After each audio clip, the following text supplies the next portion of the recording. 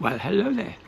Just want to do a little talky about the state of the country and its energy supply.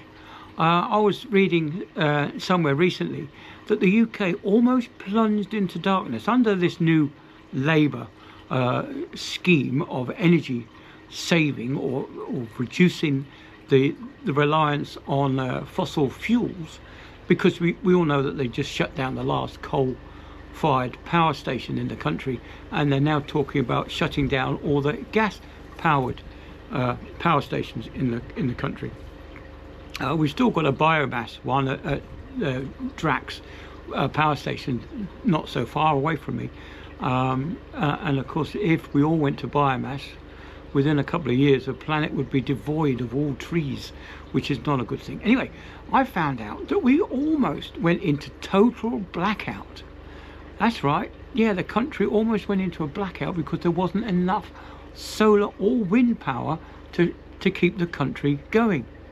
And if it wasn't for solar panels and the new solar panel battery storage devices that they have, we would have gone into darkness, because the government actually started to strip your solar powered battery of its energy to keep the country going. Did you know that? I think that's absolutely incredible. This government is going to put us back into the Stone Age. Ed Miliband, blimey, I was reading about his carbon capture device, £22 billion, and it was going to have virtually zero impact on the environment. When Miliband was asked how much impact this new carbon capture would have, he couldn't tell you. He couldn't say the effects that this would have on the environment. He couldn't tell you. He just can't answer the most basic of question. He's quite happy to spend £22 billion of your money on something that is unavoidable. Climate change in this country is unavoidable. It's not driven by CO2, so the idea of carbon capture is ridiculous. Climate change is driven by the sun, the seasons of the sun, and I just don't get it. You know, if there is any harm done by the climate warming, it will be far cheaper to repair the damage than it is to try and prevent global warming from happening. Like I said, it's unavoidable. It's going to happen anyway. So rather than spending a couple of £1 million on, for example, on building up the sea defences, say we're told, for example, that the sea is going to rise by approximately 1 foot every 100 years. Now, I've yet to see that. In my 60 years, I've not seen, 1/60th of an increase in the rise in seawater levels. Living in Porchester, like I did, if you know the areas that I'm talking about, it's inside the harbour of Portsmouth. I used to live right on the shoreline, really.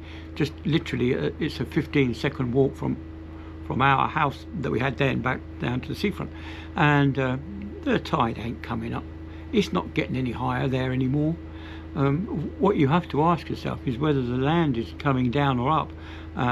Places like the Maldives is actually coming out of the water, so any increase in tide is negated by the fact that the Maldives is actually an island that's growing out of the water.